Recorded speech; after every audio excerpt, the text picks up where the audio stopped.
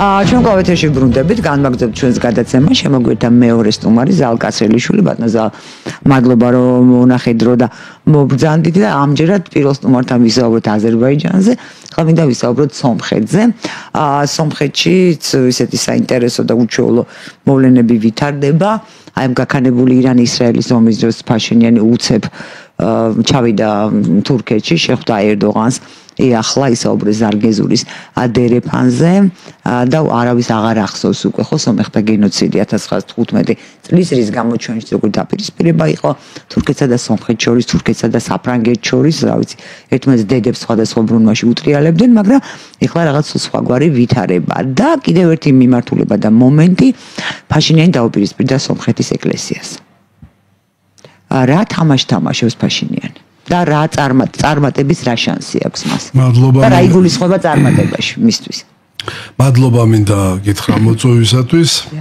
სანამ პასუხს გაგცემდე, გეტყვი რომ ამის წინა გადაცემაში როცა ვიყავი აქ ლომთათიძესთან. დიახ. მაშინ ვთქვი რომ ირანის შემდეგ სამხრეთ კავკასიის და საერთოდ კავკასიის საკითხი დადგება დღის წესრიგში თქო. ეხლა კი საუბრეთ აზერბაიჯანზე, მაგრამ მე და ჩემი თანამოაზრეები არ გავყოფთ ამ ორ თემას. კი ბატონო, ეს თქვენი ეს არის. საქმე იმაში გახდა. ორ თემას, ანუ სომხეთსა და აზერბაიჯანს, კი ბატონო, არ გავყოფთ, იმიტომ რომ შემთხვევითი არ არის ორივე ქვეყანაში, ჩვენ მეზობელ ქვეყნებში ეს პროცესები ერთდროულად დაიწყო. ცოტა შორიდან დავიწყებ, როცა რუსეთის პოლიტიკურმა ხელმძღვანელობამ ესე იგი არ მოიწონა პირველად აქტიურობა პაშინიანის აქტიურობა აზერბაიჯანთან მშვიდობის დასამყარებლად. ზანგეზურის თემა, როცა მეორე პლანზე გადავიდა, ამ დროს პირველ პლანზე იყო წამოწეული საფრთხეების თვალსაზრისით. და შემდეგ დაემთხვა თურქეთში მისი ჩასვლა. მანამდე იყო პოზიცია აზერბაიჯანის, რომ ის არც რუსეთს და არც სხვა რომელიმე ქვეყანას თავის ტერიტორიებს არ მისცემდა იმისათვის, რომ გამოეყენებინათ ირანის წინააღმდეგ ან ირანის თუმცა ირანი ბრალსდებს ახლა აზერბაიჯანს, რომ ისრაელის დრონები აფრინდა აზერბაიჯანის ტერიტორიაზე. რა თქმა უნდა ბრალსდებს, მაგრამ ეს სიმართლეს არ შეესაბამება. მანამდე იყო დაღუპვა ირანის პრეზიდენტის თუ გახსოვთ, და იქაც იყო პრეტენზიები იყო. რა თქმა უნდა, ხო ახლა აზერბაიჯანი ირანს არ განიხილავს მეგობრულ მეზობლად და თulis რომ ესე იგი ირანის მხარეზეა ქვეტექსტებით რუსეთთან. ხელოვნური თანამგზავრდა ვერ დადგინდება, საიდან აფრინდა დრონი. ძალიან იოლად. ხო და რატო არის ეს დავა არ ვესმის? ძალიან იოლად, მიზეზია იმისთვის, მიზეზია. ხო შეუძლია თქვა აზერბაიჯანს წარადგინოს ეს. წარადგინა მე რამდენადაც ვიცი, მაგრამ არ გაშუქდა სათანადო დეგ რუსეთის საინფორმაციო საშუალებებში. მოკლედ რუსეთი იყო უკმაყოფილო აზერბაიჯანსა და სომხეთს შორის დალაგებისაკენ მიმავალი მოლაპარაკებებით და ეს დამოკიდებულება კიდევ უფრო მეტად გაამწვავა პაშინიანის და ერდოგანის შეთანხმებამ ზანგეზურის კორიდორის გახსნაზე. მაგრამ მანდ არის ერთი მომენტი, როგორც მე ვიცი, თურქეთი მოითხოვს ზანგეზურის დერეფნის გახსნას შემდეგი პირობით, რომ იქ გამავალი ტვირთები არ შეამოწმოს სომხურმა მხარემ. ეს ფაქტობრივად სუვერენიტეტის დათმობა, არა?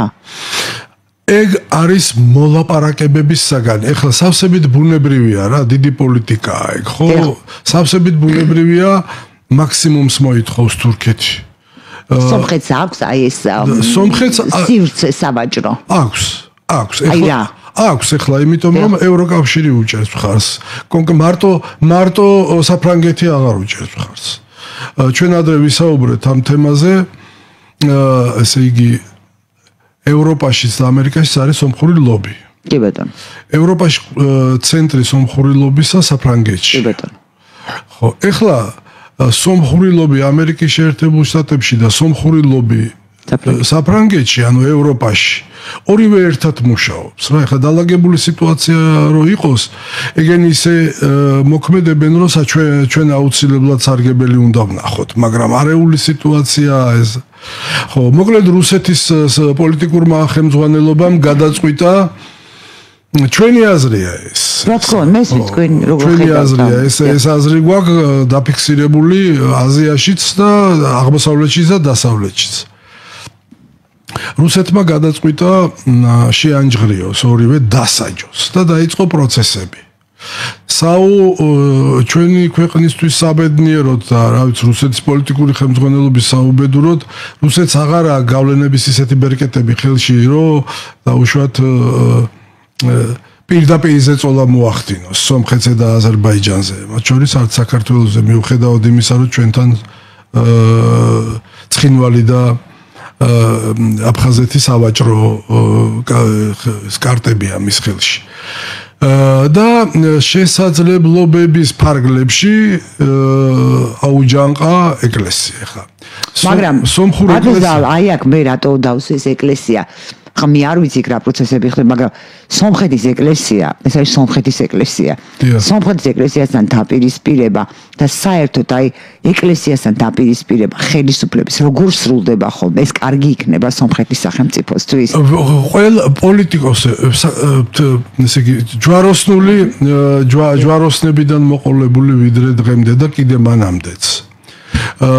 მონარქები რუხი კარდინალები თუ პოლიტიკოსები რომლებიც რელიგიას დაუპირისპირდნენ და ეკლესიას დაუპირისპირდნენ თუ სხვა კონფესია არ არის სულ ყველამ წააგო მაგრამ ახლა უყურეთ როგორი სიტუაცია სომხური ლობი ევროპისა მხარს უჭერს პასინიანს და სომხური ლობი ამერიკისა აი ამ დაპირისპირებაში სომხურ ეკლესიასთან არა ეს ხო ესეთ სააკაშვილის საყოველთაო სიტყვა აფარჩაკებს სომხეთის ეკლესიას. სომხეთის ეკლესიასთან დაპირისპირებაზე არ არის ლაპარაკი, ლაპარაკი არის 3 თუ 4 ეპისკოპოსთან დაპირისპირებაზე.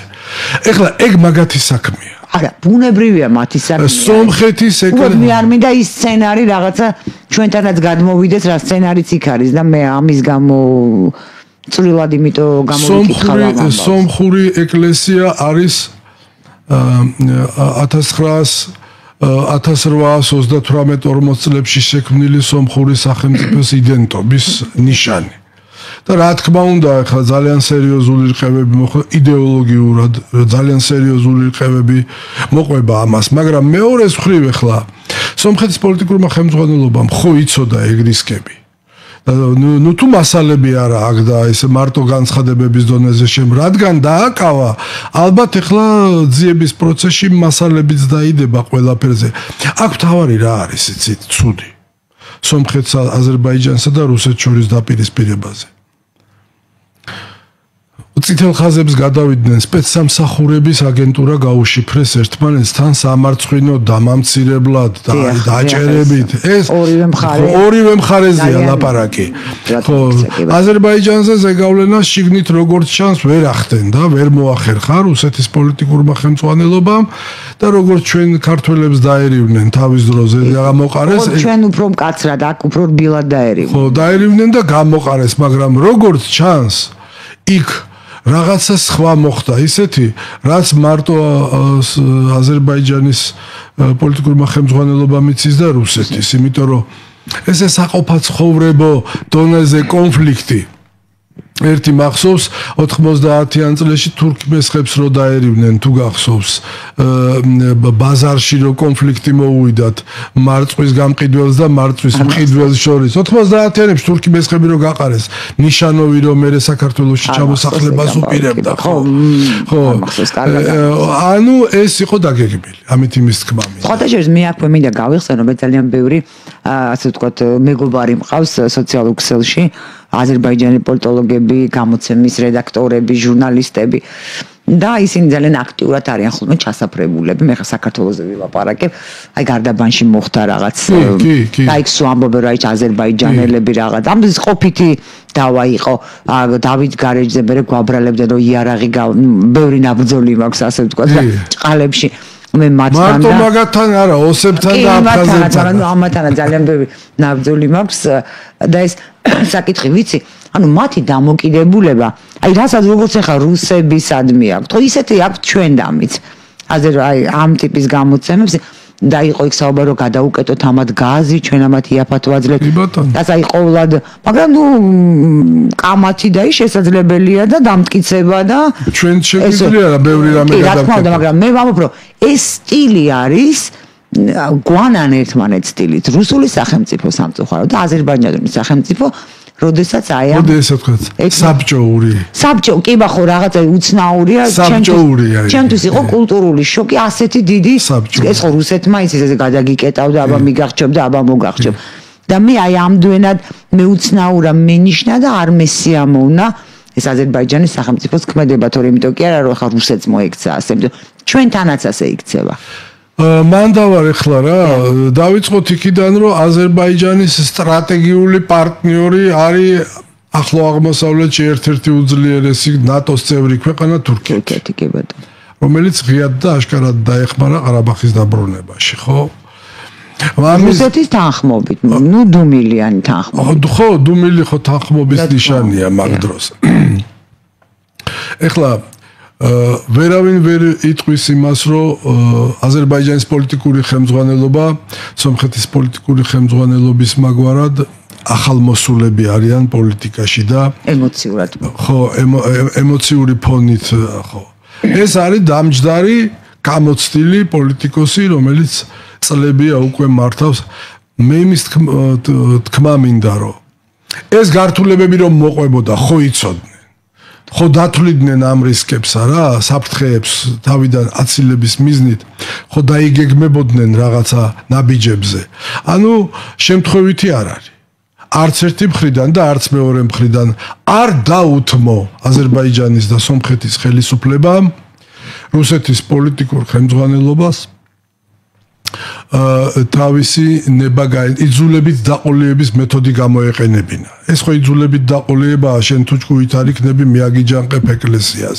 შენ თუ ჭკუით არ იქნები მე გამოგიყრი ხალხს. ისევ როგორც დავშოთ აქ ევროკავშირი შენ თუ ჭკუით არ იქნები მე NGO სექტორს გამოგიყვან შენ თუ ჭკუით არ იქნები და ეგრევე მეთოდები ამ პროცესს ხარეს ირჩევში. ამ პროცესს ღიად დაუჭირა მხარი ევროპელებმა ჩავიდნენ, იქაც ჩავიდნენ. დაუჭერდნენ ბუნებრივად. მოსახლეობას ამით მესიჯი გაუგზავნეს, რომ აქა ვართ, ვიცით ყველაფერი და არ საფრთხე არ გემუქრებათ და ამ ორი ქვეყნის პოლიტიკურ ხელმძღვანელობას ღიად თელი მსოფლიოს დასანახად მხარდაჭერა გამოუცხადეს. მაგრამ ჩვენ ვნახეთ რით დასრულდა ღიად გამოცხადებული მხარდაჭერა უკრაინისთვის, რუსეთ-უკრაინას შორის ომის მეოთხე წელიწადს ამერიკამ უკვე ცალსახად თქვა, რომ არ მიაწვდის შეიარაღებას. ამერიკის შეერთებული შტატები ანუ ჯობია ომი არ იყოს რა უომრად მხარდაჭერა ამერიკის შეერთებული იცი რა სწორი ინფორმაცია არ გავრცელდა მაგასთან დაკავშირებით ამერიკის შეერთებული შტატების ხელმძღვანელობა იარაღს აღარ მიაწვდის უფასოდ ერთი ეგ სიტყვა ამოიღეს თორე აწვდის 50 მილიარდი დოლარის იარაღს გადაწყვეტილია აწვდის და იმის იქით უფასოდ აღარ აწვდის რატო იმით უფასოდ როგორ შეიძლება არ მიაწოდოს ბატონო რას მეუბნებით ქვეყანა იბრძვის მათ შორის ამერიკის ინტერესებისთვის უფასოდ რატო არ უნდა მიაწოდოს უფასოდ არ აწვდის მან სხვა მომენტია საბადოიდან წაიღებს კი ბატონო და ევროკავშირს უნდა რომ დააზუსტოს გასაგებია და ევროკავშირს რაც შეეხება არ აწვდის კიდევ იმიტომ რომ ევროკავშირი ისე გაძლიერდა და ნატოს ევროპული წარმომადგენლობა რომ სამაგიეროდ ეხლა ევროპა მიაწვდის ანუ რაც უნდოდა ამერიკის შეერთებულ შტატებს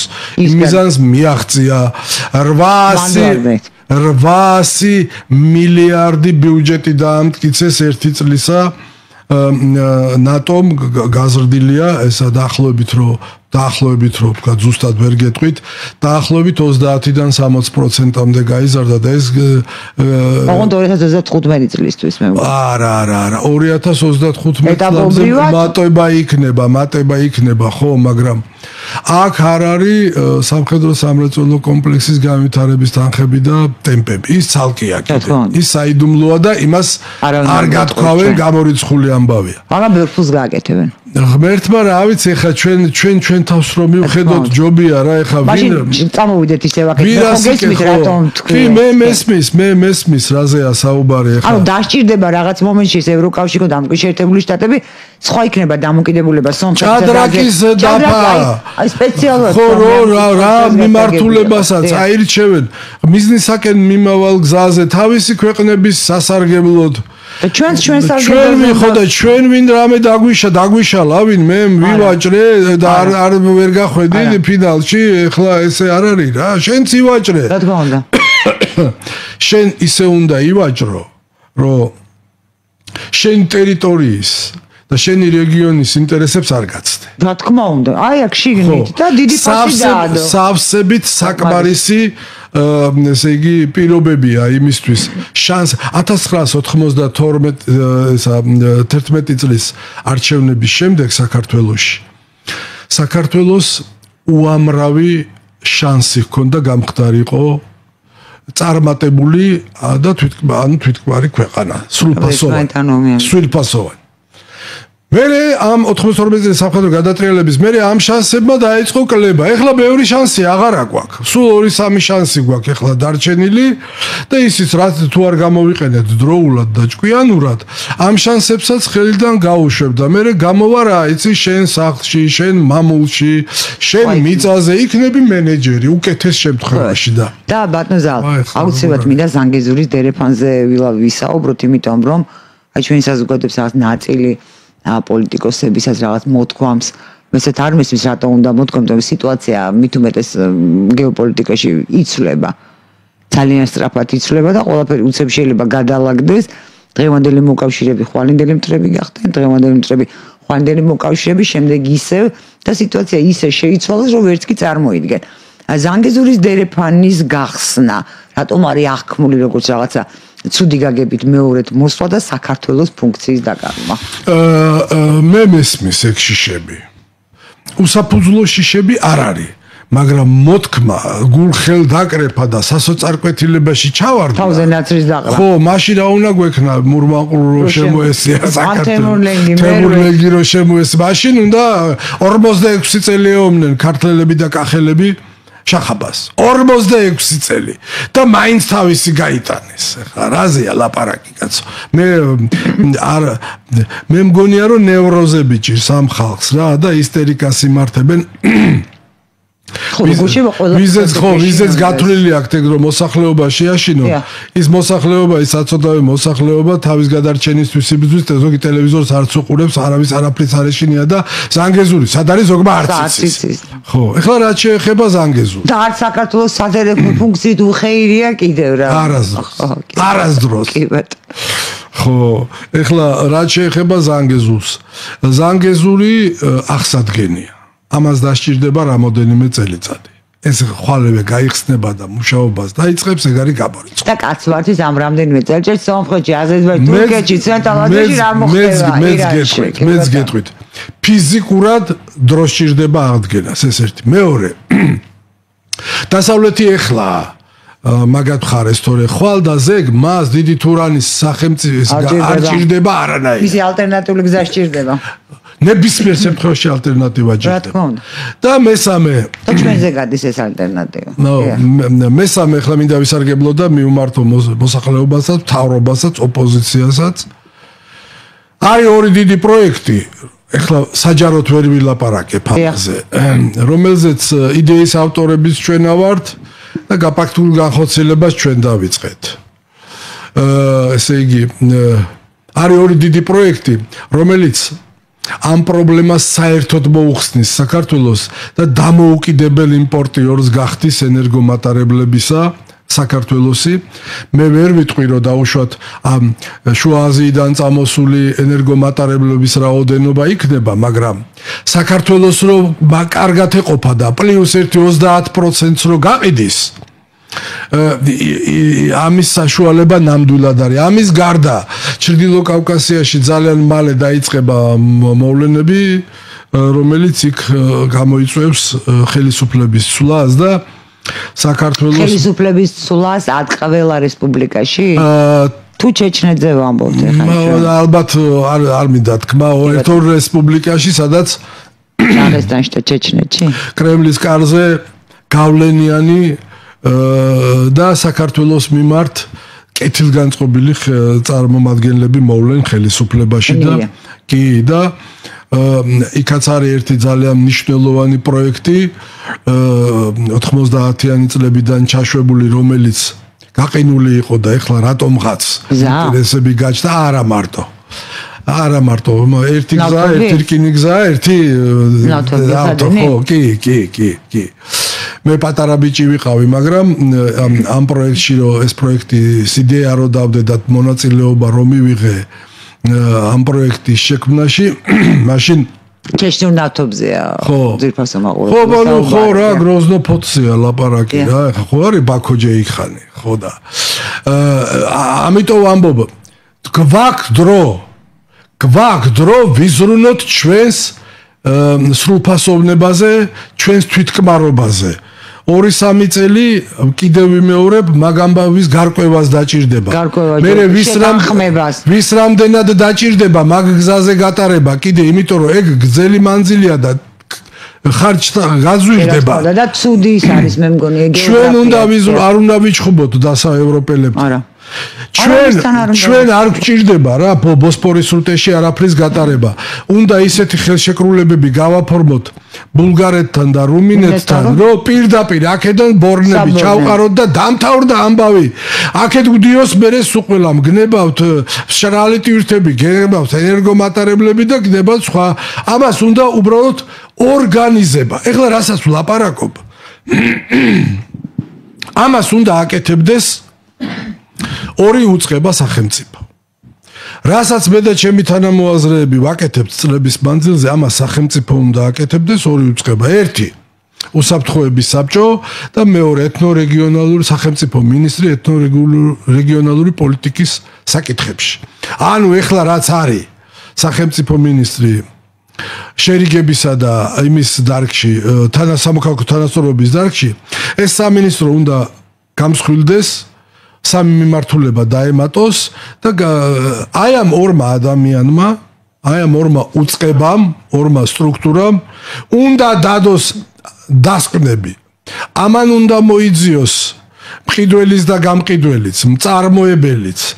ამან უნდა გათვალოს საფრთხეები და რისკები და დაუდონ პრემიერ-მინისტრს გამზადებული ეს ამბავი.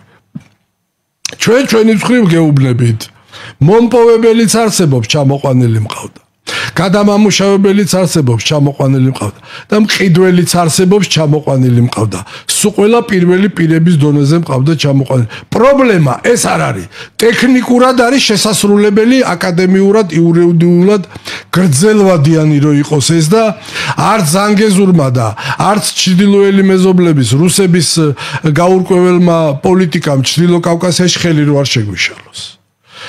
ჩვენი მთავარი მიზანია ეხლა ჩვენ როგორმე დავლაგდეთ კარგად პირდაპირ კონსტანცასთან, ფოთიდან და ბათუმიდან და ვარნაში და ბურგასში ფოთიდან და ბათუმიდან. ანუ შემოვლითი გზის ალტერნატივა დავდოთ, სადაც თვითღირებულება პროდუქციის ამყიდველს უფრო იაფი დაუჯდება. და უფრო უსაფრთხო იქნება. უსაფრთხოა, რა თქმა უნდა, უსაფრთხოა და ეხლა ჩვენ თამაშობთ, რას იცი, ჩუმად ვიყოთ და ჩვენ წინ ჩაატარებენ ჩვენ მტერს მიცვალებულად და დრო გარბის და ქვეყანა სუსტება.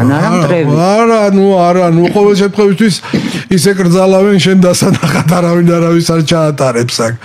ასე რომ აზერბაიჯანის და სომხეთის პოლიტიკა, რასაც ახლა ისინი აკეთებენ, საერთაშორისო საზოგადოების მას უმტკიცებენ, რომ ესენი არიან სახელმწიფოები, სუვერენული სახელმწიფოები, რომლებსაც აქვს თავის ინტერესები და რომლებიც არ არიან რუსეთის პოლიტიკური გავლენის ქვეშ.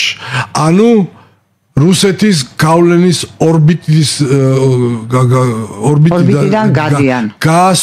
ამტკიცებენ რომ გადიან. მაგრამ გადიან თუ არა ეგ გადიან თუ არა და არ გადიან ეგ ძალიან მალე გამოჩნდება ეხლა ხელშეკრულებების დონეზე.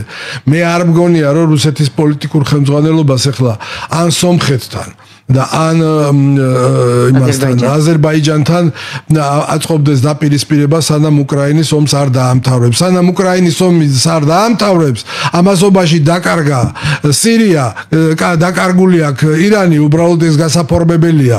ის ლიდერი, მათი სულიერი ლიდერი, მათ მოშორება შეეძლოთ, მაგრამ არ მოიშორეს, იმიტომ რომ უკურნებელი სენიჭი თურმე რა და თან არ უნდათ რელიგიას შეხებოდნენ და ხო სულიერი ლიდერი გაენადგურებინათ, იმიტომ რომ ვინც პროდასაულურია, ვინც უпроსორად რეჟიმის წინააღმდეგია ირანში, ისინიც მე გაუხდებოდნენ მოწინააღმდეგები და ჩვენ რას ვაკეთებთ? ვერ გეტყვით. კიდევ ვიმეორებ და გავიმეორებ. ეროვნული ცნობიერების ადამიანებო, გონზე მოდით, გამოფხიზლით, თუ ზოგი დაბერდით, ზოგი გატყდით, ზოგი გაიყიდეთ, მართალია, მაგრამ თქვენ შვილებს და შვილიშვილებს მაინც დაუტოვეთ სარბიელი. ჩვენი გადასაწყვეტია ჩვენი ბედი. ჩვენი გადასაწყვეტია სამეზობლოში რომელ ადგილზე ვიქნებით და რა პრიორიტეტები ხო ჩვენ უნდა ვიყოთ დღის წესრიგის შემქმნელები რეგიონში ვართ აი პოტენციალი გვაქვს ამ არაფორმალურად ეს როგორ გითხრათ რა ზურგს უკან შინაურულად ვართ მაგრამ ვერ ვაფორმებთ ამას იურიდიულად და დოკუმენტალურად რა ეს უნდა აი ეს გაუნდა გავითვალისწინოთ ამაზეა ლაპარაკი ბატონო ძალიან დიდი მადლობა სამწუხაროდ ჩვენი გაცემის დრო ამოიწურა მე გემშვიდობებით ხალხი ტექნიკური მიზეზების გამო ერთმანეთს ვერ შეხვდებით, მაგრამ შემდეგ კვირაში დავამატებ ერთი წუთი თუ შეიძლება მოუგვარებელი პრობლემა არ არსებობს თუ შენ იცი რა გინდა ჩვენ ესე იგი დასავლეთთან როგორ დალაგდეს სიტუაცია ამისი გეგმაც გვაქვს არანაირი პრობლემა არ არის შენ რა გინდა შენ დაფიქრდი შენ დაწყნარდი შენ დამშვიდი პოზიცია ხარ თუ ოპოზიცია ხარ არა აქ ახლა ჩემთვის ამას მნიშვნელობა იმიტომ რომ ხვალდაზე თქვენი სახელები და გვარები შეიძლება არ ახსოვდეს არავის უნდა დავასრულო ძალიან დიდი მადლობა ბატონო კიდევ ერთხელ ძალიან დიდი მადლობა გემშვიდობებით ნახვამდის